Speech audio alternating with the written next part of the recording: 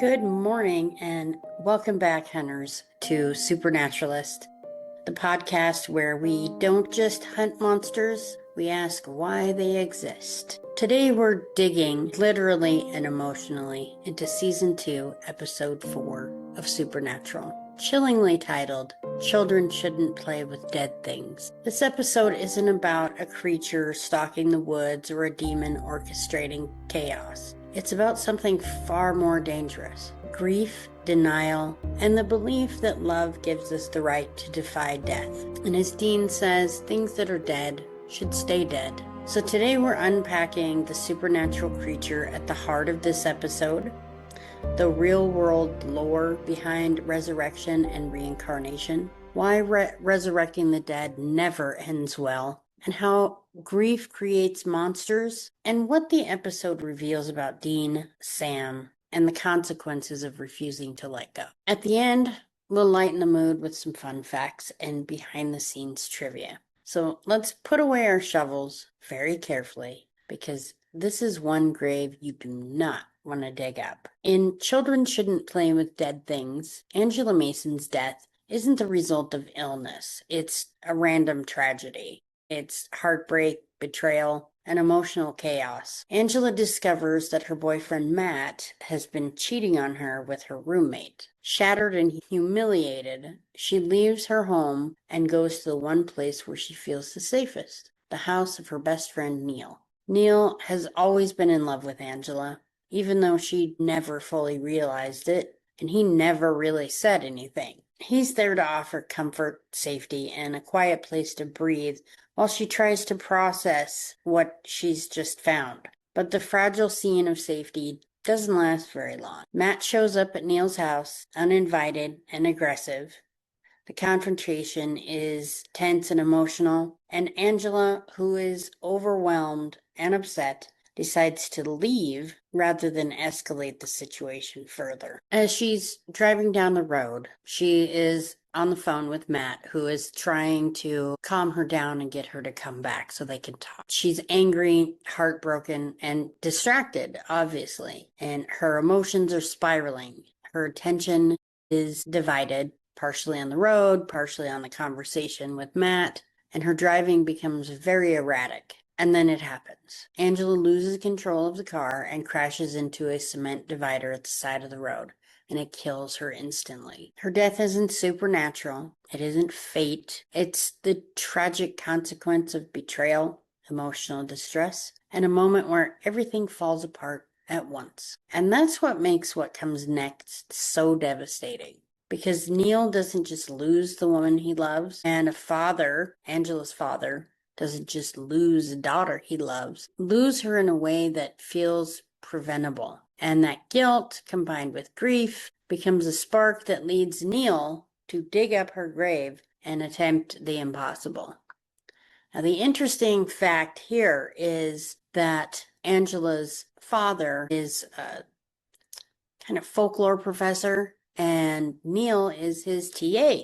Well, when Sam and Dean visit Angela's father in his office, they find a book with Greek mythology and spells in it, and there's one for resurrection. So we know where Neil got that book. And this episode centers on reanimated dead, sometimes called revenants, corpses possessed by dark magic, or in supernatural rules, reanimated bodies fueled by necromancy. The important distinction is that Angela is not a ghost, she's not a demon, and she's not truly alive. She's a body brought back without a soul, animated through dark forces, and that's where the danger lies. Across many cultures, resurrection is almost always treated as a forbidden act. In ancient beliefs like Greek mythology, even the gods feared breaking the rules of death. When mortals attempted resurrection, it brought curses, madness, or divine punishment. In Jewish folklore, the golem, a body animated without a soul, made out of clay, eventually becomes violent and uncontrollable. But in a future episode of Supernatural, we find that this isn't the case at all. It's not violent and it's not uncontrollable. In Christian theology, only divine resurrections restore the soul. Anything else is considered a mockery of life or an abomination. And in African and Caribbean lore, reanimated bodies, similar to zombies, are empty vessels used for labor or vengeance, and they're stripped of humanity. Across the board, the warning is the same. If you bring back the body without the soul, something else fills the space, and it's not good. So why resurrecting beings turns violent? Angela's reanimated body becomes aggressive, predatory, and unstable. Why? Well, because there's no conscience, there's no empathy, and there's no identity. What's left is instinct. In supernatural lore, resurrection without divine power results in rage, possessiveness, loss of humanity, and a hunger for control. Angela doesn't come back wrong. She comes back empty. And Neil isn't evil. He's grieving. And that's what makes this episode so uncomfortable. Neil refuses to accept Angela's death. He believes love entitles him to rewrite reality. He ignores every warning, and he commits an unforgivable act in the name of devotion and love. This episode quietly asks, when does love become selfishness? When does grief become entitlement? Neil doesn't bring Angela back for her. He brings her back for himself.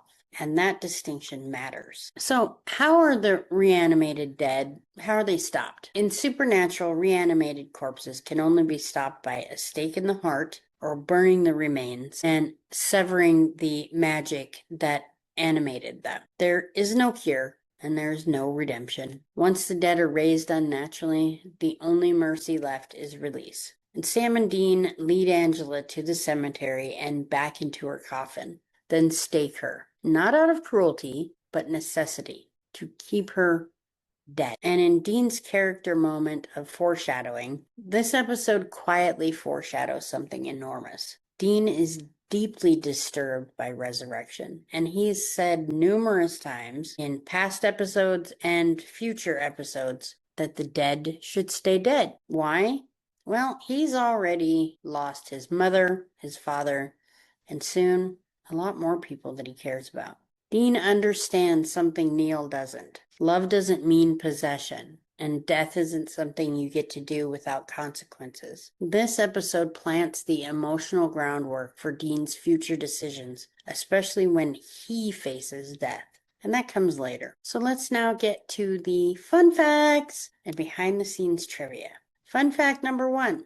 The episode title is a direct warning. Children shouldn't play with dead things is meant literally and metaphorically. It's about emotional immaturity, not actual physical age. Fun fact number 2. The graveyard scenes were filmed at night in real cemeteries, and crew members reported eerie silence and uncomfortable vibes during filming. Fun fact number 3. The episode was inspired by classic horror films like Pet Sematary, Frankenstein, and The Monkey's Paw. All stories where love leads to resurrection and tragedy. Fun fact number 4. This is one of the first episodes where Sam and Dean fully agree on something. There's no arguing. There's no moral split. Both brothers know resurrection is wrong. Full stop. However, that doesn't include demon deals. Fun fact number 5. The actress playing Angela used minimal expression on purpose to emphasize that something essential was missing, her soul. My final thoughts. Children shouldn't play with dead things reminds us that some lines exist for a reason. Death is painful. It's painful for the people who have lost someone.